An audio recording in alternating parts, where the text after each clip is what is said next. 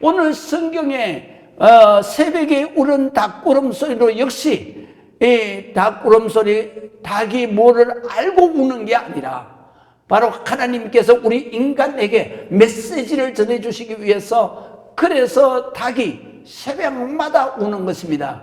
그래서 오늘은 성경의 말씀 중에 핵심이 뭐냐? 닭이 2번 울었다는 것입니다. 그것이 하나님의 어떤 메시지가 담겨 있는가, 그것을 우리가 생각하면서 정말 여러분들이 오늘 이 시간에 하나님이 주시는 메시지를, 하나님이 주시는 말씀을 우리가 깨닫고, 그리고 우리의 삶에 놀라운 변화가 있는 그런 시간이 되었으면 좋겠습니다. 오늘 성경에 보게 되면은 닭이 웁니다. 그렇게 닭이 우는데 예수님께서 이렇게 말씀을 하십니다. 이 오늘 본문의 내용은 마태복음이나 마가복음이나 누가복음에 다 기록되어 있는데요. 그 기록되어 있는데 그 기록된 그 말씀이 2번씩 기록됩니다. 그래서 오늘 본문에도 보게 되면 예수님께서 그 제자들에게 이렇게 말씀하십니다. 내가 이제 저 로마 군인들에게 잡혀가지고, 그리고 대제사장들에게 잡혀서 내가 붙들려가지고 십자가에서 죽어야 된다.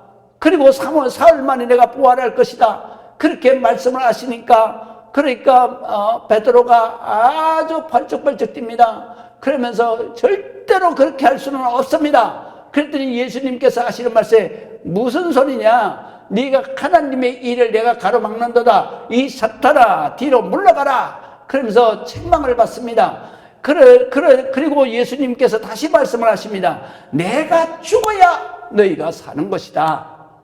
그러니까 베드로가 이제 이거 주님이 돌아가시는 것이 기정사실이구나. 그러면 주님이 돌아가시면 우리가 살 의미가 없지 않느냐. 그래가지고 제자들에게 이렇게 말합니다. 그러면 정이 주님이 돌아가신다 그러면 우리도 같이 죽읍시다. 그러면서 제자들에게 우리가 주님을 따라서 죽으러 가자. 그렇게 말했을 때에, 그때에 이 베드로가 그렇게 말하는 걸 보고 예수님께서 이렇게 말씀을 하십니다. 오늘 30절에 보면은 예수님이 내가 진실로 내게 이르노니 오늘 이 밤 닭이 2번 울기 전에 내가 3번 나를 부인하리라 그랬어요. 그랬더니 베드로가 힘있게 또 말을 합니다. 내가 주와 함께 죽을지언정 주를 부인하지 않겠나이다. 이렇게 말해요. 그래서 오늘 성경에 보게 되면은 닭이 2번 울기 전에 네가 나를 3번 부인할 것이다. 그랬더니 베드로가 하는 말이 장담을 하는 거예요. 내가 주와 함께 죽을지언정 난 절대로 그런 일이 있을 수가 없습니다. 주님을 부인하지 않겠습니다. 그랬는데요, 오늘 성경의 70절에 보면 또 한 번 이 사실이 나옵니다.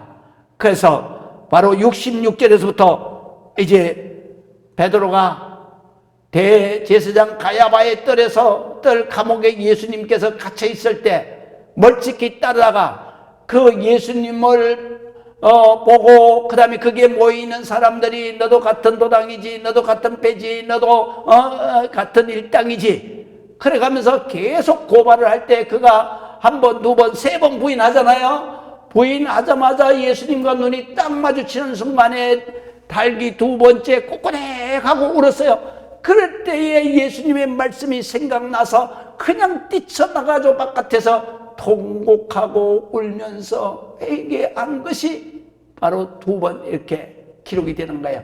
그래서 30절 이하에 예수님의 예언의 말씀이 기록되고, 똑같은 내용으로 66절 이하에 그래서 72절까지 기록이 되는 거예요.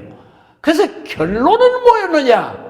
그것이 바로 72절에 기록되어져 있습니다. 우리가 한번 읽어보겠습니다. 닭이 고 2번째 울더라. 이에 베드로가 예수께서 자기에게 하신 말씀 곧 닭이 2번 울기 전에 내가 3번 나를 부인하라 하심이 기억되어 그 일을 생각하고 울었더라 그랬어요. 다른 성경에는 심히 통곡하였더라 그랬어요. 베드로는 어떤 사람입니까? 그는 헬라어로 페트로스라고 그렇게 부릅니다.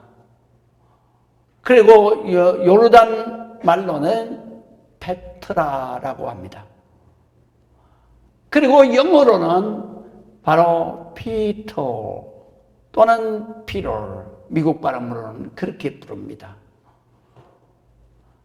그 뜻은 뭐겠습니까? 반석이라는 뜻입니다. 단단한 돌, 반석이라는 뜻입니다. 그리고 12제자 가운데 가장 뛰어난, 가장 예수님께서 신뢰하는 수제자입니다. 또 뿐만 아니라 그의 원래 이름은 시몬이었습니다. 시몬의 뜻은 무슨 뜻이냐면 갈대라는 의미를 가지고 있습니다. 그는 어디의 출신입니까? 벳세다 출신입니다. 벳세다는 어디냐면 갈릴리 북쪽에 있는, 갈릴리 바닷가에 있는 작은 마을이 벳세다입니다. 벳세다를 우리가 가장 쉽게 기억하려고 그러면 오병이어의 사건이 일어났던 그 평지가 바로 벳세다 평지입니다. 그래서 그렇게 우리가 이해하면 거기 출신입니다. 그러니까 갈릴리 바다 북쪽 지방의 출신인 것이죠. 또 뿐만 아니라 그는 그의 아버지의 이름은 요한복음 21장에 보니까 요한의 아들 시모나 그렇게 불러요. 그래서 그의 아버지는 요한입니다. 또 뿐만 아니라 그의 형제가 있습니다. 형제가 제자 중에 한 명인데요, 그의 형제가 동생인지 형인지는 분명하지는 않지만 그러나 그의 친형제가 누구였느냐 하면 안드레였습니다. 그리고 그에게는 한 동네에서 사는, 그리고 주님 앞에 부름을 받은 제자가 있습니다. 동료가 있습니다. 그 제자가 세베대의 아들 바로 야고보와 요한입니다. 그 야고보와 요한과 그리고 베드로는 예수님께서 가장 아끼고 예수님 직원에서 섬겼던 그런 핵심 제자 3명인 것입니다. 이 핵심 제자 3명이 모두 다 바로 어디 출신이냐? 갈릴리 바다, 갈릴리 지방 출신입니다. 그리고 그들은 어릴 때부터 같이 자랐던 사람들입니다. 그리고 또 예수님을 만났을 때도 그들이 바닷가에서 그 고기를 잡다가 그러다가 예수님을 만났습니다. 그런 사람이 바로 오늘 성경의 주인공인 베드로 수제자. 그는 오늘 성경에 보니까 예수님을 만났을 때에 철저하게 순종하는 사람이었습니다. 예수님께서 너는 나를 따라오라, 내가 너를 사람을 낚는 어부가 되게 하리라. 마태복음 4장에 보면 그렇게 말씀을 하셨을 때에 베드로는 그 그물과 배를 버려두고 예수를 쫓으리라 그랬습니다. 이게 사실은요, 자기의 생업을 버리고 예수님을 쫓아간다는 거, 이거는 보통 순종이 아닌 것입니다. 자기의 모든 것을 부인하고 그리고 주님을 따라 나서는 것이죠. 이는 대단한 결단이죠. 이런 결단을 한 제자 중에 제자인 것입니다. 또 뿐만 아니라 이렇게 결단을 했을 뿐만 아니라 마태복음 19장 27절에 보면 그가 이렇게 고백합니다. 베드로가 대답하여 이르되 보소서, 우리가 모든 것을 버리고 주님을 따라왔습니다. 그렇게 고백하는 것을 보면 베드로는 철저하게 예수님의 말씀에 순종하는, 그리고 예수님을 따르기 위해서 모든 것, 세상의 모든 것을 버리고 주님을 따라가는 그러한 믿음의 제자였던 것입니다. 또 뿐만 아니라 그는 정말로 용기 있는 그러한 제자였습니다. 성경에 보니까 예수님께서 이 벳세다에서 5,000명을 갖다가 다 오병이어로 다 먹이시고, 그러다 보니까 저녁에 밤이 깊어가기 시작을 해요. 그래서 밤바다를 건너가기가 매우 힘드니까 예수님께서 제자들에게 이렇게 말씀하세요.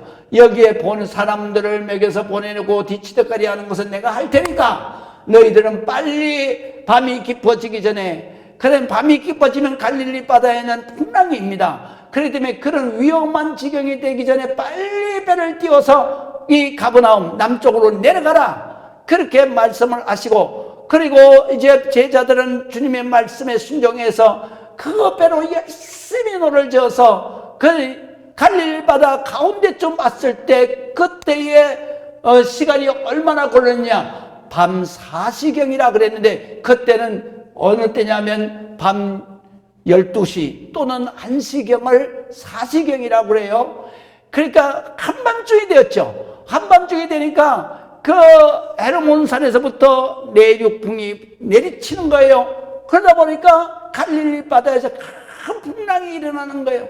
배가 뒤집힐 정도로 큰 파도가 일어나면서 물들이 그냥 막 배 가운데로 스며들어올 때 그들은 살라고 몸부림을 다해서 그 12명이서 물을 퍼내고 그리고 나서 막 죽음의 위험 속에 있을 때 그때의 두려움 속에 있는 그들을 향해서 저 깜깜한 데서 하얀 물체가 손살같이 자기들을 향해서 달려오는 것을 보였어요. 그때의 제자들은 그 두려움에서 유령이다 그러면서 혼비백산하고 있을 때 예수님께서 제자들이 그 두려워하는 것을 아시고 큰 소리로 외치십니다. 내니 두려워하지 마라 그러시는 거예요. 그때의 요한 사도가 예수님이시다 이렇게 말을 하니까 베드로가 그냥 그 자리에서 뻘떡 일어나가지고 예수님이시라면 나도 물 위로 걸어가게 해서 예수님 곁으로 가게 해주세요 하고 외쳤어요. 그랬더니 예수님께서 와라 그랬어요. 예수님이 오라 그랬는데 사실 막 지체 같은 그 파도가 막 몰아치는데 그 바다에 뛰어들 사람이 누가 있어요? 12명의 제자 가운데서 한 명도 못 뛰어들어요. 그러나 이 용기 대단하고 그 다음에 오직 예수님만 믿고 따르는 뭐든지 다 예수님의 말씀이라 그러면 그냥 철석같이 믿고 따르는. 그래서 베드로는 예수님이 하나님이신데 그런데 내가 바다 위로 얼마든지 걸을 수 있지 예수님이 오라 그랬으니까 그래 그냥 막 앞뒤 가리지 않고 재지 않고 그냥 뛰어내려 버리잖아요. 그리고 예수님을 향해서 달려갔던 그런 믿음의 용기가 충만한 제자였어요. 또 뿐만 아니라 그는 예수님을 처음 만났을 때에 이분이 하나님이 인간의 옷을 입고 오신 메시아구나 그리스도로구나 그를 제일 먼저 깨달은 사람이에요. 그래서 그가 누가복음 5장에 보게 되면은 예수님께서 그 자기들이 밤새도록 거물질을 해가지고 그래가지고 한 마리도 잡지 못하고 그리고 거물을 씻어서 이제 오늘 밤에 다시 거물질 하러 나와야 되겠다 그리고 정리를 하고 있는데 예수님이 가까이 오셔서 고기 좀 잡았냐? 보시다시피 한 마리도 못 잡았습니다. 그래 그러면 깊은 데로 가서 거물 한 번 더 내려봐라. 그랬더니 갈릴리 사는 사람들이면 다 알아요. 왜냐하면 갈릴리 바다는 너무너무 깊은 바다예요. 그런데 그 바다에 그 헤르몬산에서 만년설이 녹은 물이 그것이 지하로 내려와가지고 그래가지고 요단에서 솟아올라가지고 요단강이 발원이 돼서 그래서 요단강 물이 그 차가운 얼음장 같은 물이 갈릴리 바다로 다 들어오는 거죠. 그래서 그 바다로 들어와서 어디에 모이겠습니까? 깊은 곳에 모이는 거예요. 그렇기 때문에 고기는 절대로 깊은 곳에서 못 사는 거예요. 그래서 고기는 다 바닷가에서 사는 거예요. 따뜻한 물에서. 이거를 어부가 다 알아요. 그런데도 예수님께서 깊은 데로 가서 그물을 던져봐라 그랬을 때에 베드로가 이렇게 말해요. 밤새도록 내가 수고하였지만 한 마리도 잡지 못했습니다. 그러나 선생님의 말씀에 의지하여 그물을 내리리이다. 그렇게 말하는 거예요. 베드로가 한 마리도 못 잡았어. 또 깊은 바다 속에서도 고기가 없다는 거 알아. 그럼에도 불구하고 예수님이 말씀을 하시니까 아이고 그 고기 없어요. 이러면 예수님이 얼마나 민망하겠어요. 그게 예수님이 민망한 그거 민망하지 않게 하기 위해서 자기가 지친 몸이고 그런 움적거리는 피곤한 몸이지만은 그렇지만은 선생님의 말씀을 의지하여 선생님의 말씀대로 한번 다시 내려보겠습니다. 이래서 복을 받는 겁니다. 할렐루야. 우리가 하나님 앞에 앞에 복을 받으려 그러면 정말로 다른 사람이 민망하지 않도록 내가 처신하는 게 복을 받는 것입니다. 그래서 베드로는 그렇게 해서 예수님의 말씀에 의해서 고기를 놀라운 역사가 일어났습니다. 어떤 놀라운 역사가 일어났습니까? 그 물이 찢어질 정도로 많이 잡혔습니다. 혼자서 끌고 올 수가 없었습니다. 그래서 손짓을 해서 그 친구들 배를 다시 띄워라. 그래서 끌고 왔습니다. 2배가 끌고 왔습니다. 끌고 오자마자 베드로는 이렇게 생각했습니다. 이분이 누구시길래? 그래서 베드로가 이렇게 말하잖아요. 이분이 누구시길래 풍랑을 잠잠케 하는가? 이분이 누구시길래 저 깊은 곳에 고기가 없는데 어떻게 말씀을 그 깊은 곳을 아시고 이런 기적의 역사가 일어나나? 이분이 누구시길래? 그때 베드로가 본 예수님은 하나님이 인간이 되어서 오신 바로 메시아로 보였던 것입니다. 그래서 베드로가 고기를 끌어서 정리하는 게 아니라 그 육지에 닿자마자 그는 예수님 앞에 뛰어내려가서 무릎을 꿇고 주여 나를 떠나소서 나는 죄인입니다. 최초의 예수님 앞에 바로 그리스도 살아계신 하나님의 아들이라고 하는 고백을 한 사람이 베드로인 것입니다. 그때 예수님이 베드로의 그 신앙을 보신 거예요. 베드로야, 이제 너는 고기를 낚는 어부가 아니야. 사람을 낚는 어부가 되게 하리라. 나를 따라오너라. 그때의 베드로는 그 즉시 집으로 가는 게 아니에요. 그물과 배를 버려두고 그 시간으로 예수님을 따라가는 거예요. 그래서 일생을 사는 거예요. 베드로가 이런 믿음을 가지고 있는 사람입니다. 근데 오늘 성경에 보니까 베드로도 실족할 때가 있고 베드로도 사탄 마귀에 홀겨서 그래서 예수님을 배신할 때가 있어. 그것이 오늘 본문에 있는 말씀. 오늘 본문에 있는 말씀에 가장 중요한 말씀 72절에 보면은 달기고 2번째 울더라.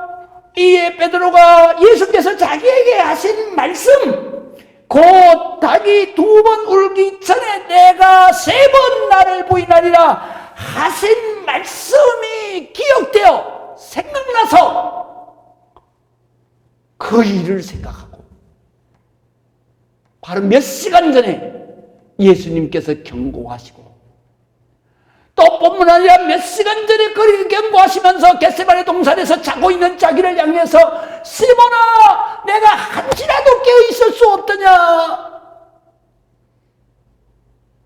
시험에 들지 않도록 깨어있어 기도하라. 예수님께서는 기도해야 내가 3번 부인하지 않을 거야. 그러니까 네가 피곤하지만 깨어서 기도해야 된다.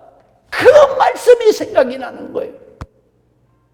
예수님께서 2번째 오셨을 때에도 시몬아 내가 자느냐? 내가 마음은 원이로되 육신이 약하구나. 그 말씀이 또 기억이 나는 거예요.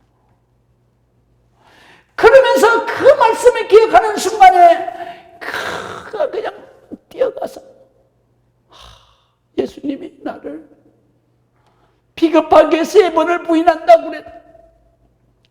가룟 유다처럼 나를 배신한다고 그렇게 말씀을 하시고 그런 시험이 들기 전에 네가 깨어있어 기도하라 그랬는데 기도하지 않아서 내가 이런 시험에 들고 예수님을 배신하고 예수님을 비겁하게 부인하는데 그러면서 그냥 뛰쳐나가가지고 땅을 치면서 통곡하리라. 다른 성경에 보면 심히 통곡하리라. 심히 통곡하리라. 딱 땅을 치면서 우는 거예요. 여기서 우리가 주목해야 될 것은 첫 번째 메시지는 뭐냐? 우리 성도는 항상 하나님의 말씀을 기억해야 된다. 말씀을 기억할 때에 우리의 신앙이 회복되는 것이고, 말씀을 기억할 때에 하나님의 은혜가 우리에게 임하는 것이고, 말씀을 기억할 때에 회개하는 것이고, 말씀을 기억할 때에 우리가 회개하고 다시 새로운 영혼으로, 다시 새로운 존재로 거듭나게 된다는 거예요. 인생이 달라진다는 거예요.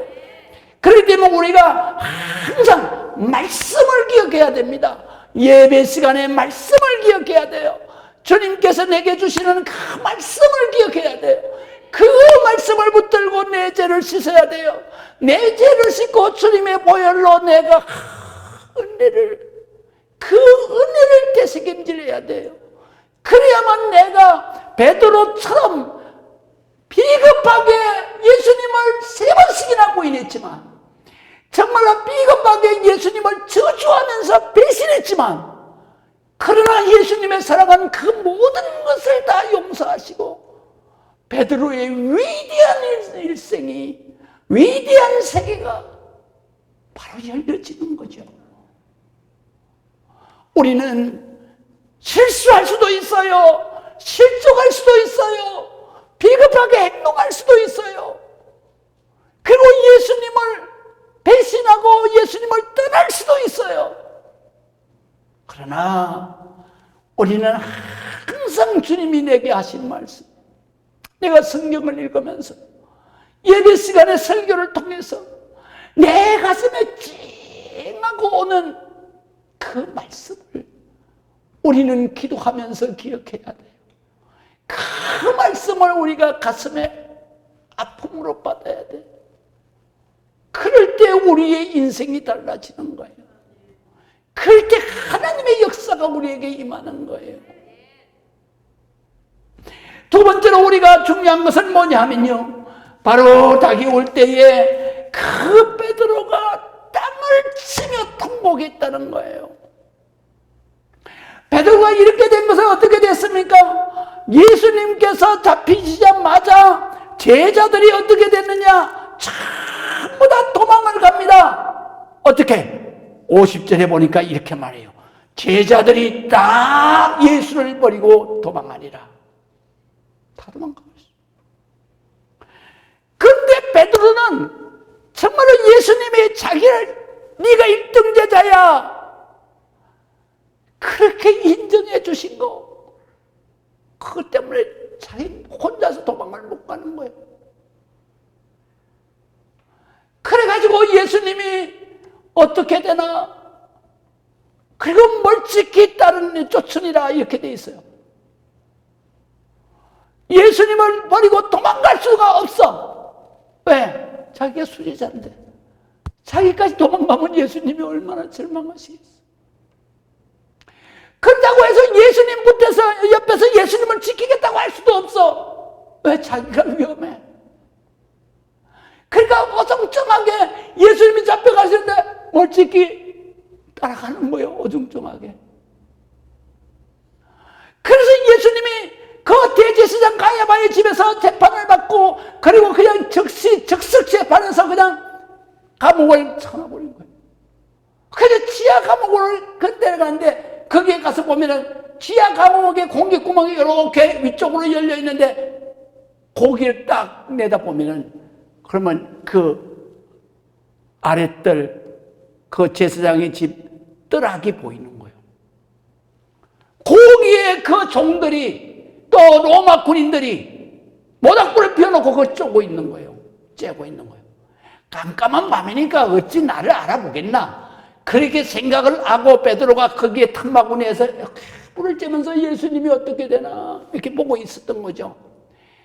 그런데 그 얄미운, 전에 성경에는 계집종이라 그랬어요. 계집종이라는 얘기는 어린 여자 종을 말해요. 근데 요번 번역에는 그냥 여종이라고 표현을 했어요. 그러니까 계집종이라는 말이 더 정확한 단어죠. 그 어린 계집종이 어디 보더니, 너 같은 패네. 오늘 성경에 보니까 도당이라고 번역을 했어요. 근데 같은 펜에 이런 소리예요. 그러니까 베드로가 자기도 모르게 본능적으로 무슨 소리야? 그러면서 이렇게 대답을 하는 거예요. 뭐라고 말하냐면 베드로가 나는 내가 말하는 것이 무엇인지 알지도 못하고 깨닫지도 못하겠다. 이렇게 말하는 거예요. 그러면서 거기에 아랫뜰에 있으니까 그 사람들이 다 주목하잖아요. 그게 불편하잖아요. 그러니까 윗뜰로 올라가는 거예요. 앞뜰로. 올라가니까 그래 불을 쬐고 있는데 어느 틈에 그 또 계집 쪽이 금방 거기까지 따라와가지고 그래가지고 너 같은 도당이야? 맞아. 그러면 69절에 보니까 이렇게 말해요. 이 사람은 그 도당이다. 같은 배다. 그러는 거예요. 그러니까 베드로가 강하게 부인하는 거야. 아니야, 나 도무지 저 사람 몰라. 막 이런 식으로. 그 소리를 듣고 있던 주변에 있는 많은 사람들이 다른 성경에 보니까 너 말하는 게 갈릴리 사투리 아니야. 그러면서 자세히 보자. 너 맞네. 너 같이 되는 거 내가 봤어. 그래서 오늘 성경에 보니까 뭐라고 말하냐면 그 주변에 있던 많은 곁에 있는 사람들이 다시 베드로에게 말하되 너도 갈릴리 사람이니 참으로 그의 도당이니라. 같은 배잖아. 그때에 베드로가 아주 그냥 위기감을 느끼는 거예요. 그래가지고 베드로가 이렇게 말하는 거예요. 오늘 성경에 보니까 나는 너희가 말하는 이 사람을 알지 못하노라 그랬는데요. 다른 성경에는 뭐라고 그러냐면요. 이렇게 말해요. 나는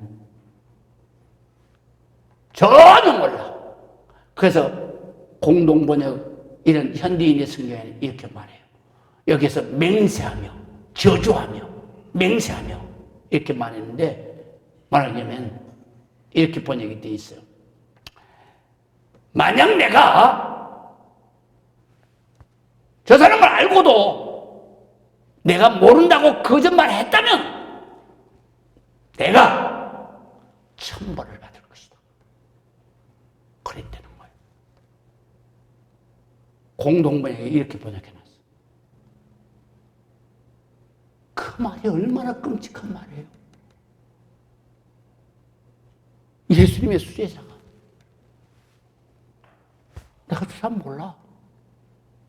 내가 모른다는 말이 내가 거짓말하는 거라면 내가 천벌을 받을 거야. 그 말을 하는 순간에 자기도 모르게 본능적으로 예수님을 보는 거예요. 자기가 거짓말하니까 양심이 본능적으로 보게 되는 거예요. 그때 예수님의 눈이 딱 맞았어요. 그 찰나에 꼬꼬대 우는 거야. 두 번째. 그때 자기가 얼굴을 감싸고 뛰쳐나오는 거야. 그리고 땅을 치면서 이렇게. 그런데 저주한 예수님을 저주를 했는데 저주한 내용은 성경 어디에도 안 나와. 그래 오늘 성경에 보니까 이렇게 말해요. 베드로가 맹세보다도 내가 천벌을 받을 것이다. 이게 맹세거든요. 그것보다도 저주가 먼저 나와. 내가 천벌을 받을 것이다. 이 말 하기 전에 예수님을 저주한 거예요. 가룟 유다보다 더 배신되죠. 그렇게 용기 백배했던 베드로. 예수님 죽는데 죽으러 가자. 예수님이 내가 딱 두 번 울기 전에 날 세 번 부인하고 주여 나는 죽을지언정 그걸 부인하지 않습니다. 그러던 베드로였어요. 우리가 베드로를 비난할 수가 없어요. 이것이 바로 인간의 본성이기 때문에 그런 거예요. 베드로의 본성은 어떤 모습이었습니까? 자기에게 목숨의 위험이 오면 나도 모르게 비겁해지는 거예요. 내가 죽음의 위협을 당하면 나도 모르게 예수님이라도 배신하는 거예요. 이게 인간의 죄성 본능이에요. 그런데 베드로가 통곡을 한 원인은 자기가 저주하면서 맹세하면서 내가 천벌을 받을지라도 내가 거짓말하면 내가 천벌을 받겠다. 그래놓고 탁 쳐다보는데 예수님이 원망하는 눈빛이 아니었어요. 예수님이 그럼에도 너를 사랑한다.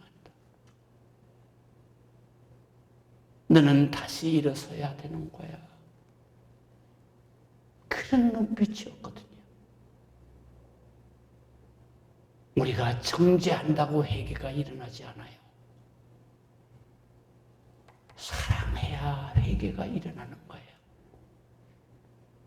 예수님은 자기를 저주하고 그렇게 믿었던 그 수제자 베드로조차도 자기를 배신하면서 내가 거짓말하면 천벌받겠다고 그렇게 거짓말하면서 자기를 배신하는 그 베드로를 정죄의 눈빛으로 보는 게 아니라 그래, 네가 정말로 나를 위해서 네가 살 거야. 그런 사랑의 눈빛을 보시는 거예요. 그것이 바로 베드로가 통회하는 거예요. 땅을 치면서. 그래서 베드로의 통곡은 회개의 통곡이에요. 우리는 내 인생을 바꾸려 그러면 그 인생은 반드시 전환점이 있어야 돼. 그 전환점이 뭐냐? 내가 세상의 방법으로 살고 자기 중심적으로 살았던 삶이 바로 주를 위해서 살고 하나님의 방법으로 사는 하나님의 자녀의 삶으로 바뀌어지는 그것이 바로 전환점이에요. 베드로가 바로 이 자리가 자기의 인생을 바꾸는 전환점이었어. 우리는 전환점에는 뭐가 있느냐? 하나님의 말씀을 기억하고 내 인간적인 죄성 것을 회개하고 깨끗하게 씻는 대속의 은혜의 자리가 내 인생을 바꾸는 전환점이 되는 거예요. 베드로의 그 통곡은 자기의 인생을 바꾸는 회개의 통곡이었고 새로운 결단을 하는 통곡이었고 새로운 인생을 시작하는 출발점이었던 거예요. 시작점이었던 거예요. 우리는 오늘 성경을 통해서 이런 하나님의 뜻을 깊이 새기면서 정말로 우리도 베드로보다도 1.1핵이라도 나올 수가 없는 죄성인 정말로 비겁한 사람이고 인간이고 때로는 배신도 하고 때로는 예수님을 저주하기도 하면서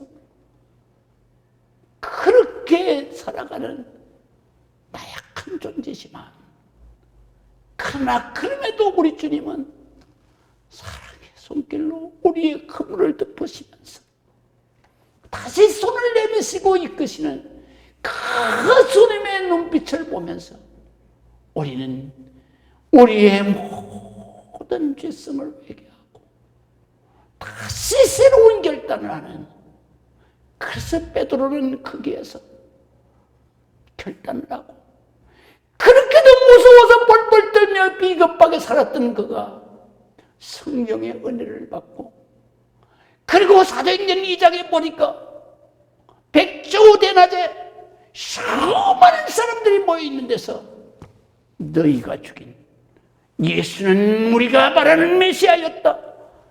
그리스도였다. 회개해라. 그리고 내가 정말로 회개하고 구원을 받으라.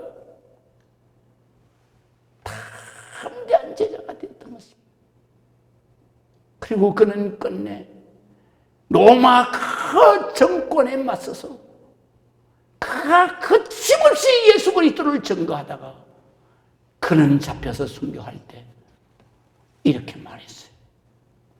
나는 십자가에 매달려서 죽는 것조차도 부끄러운 죄입니다. 그러니까 나를 거꾸로 매달아라. 그래서 베드로는 거꾸로 매달려서 순교를 하는데 그 밑에다가 불을 질러가지고 최고의 고통 가운데서 순교하게 되죠. 과형을 당하는 거예요.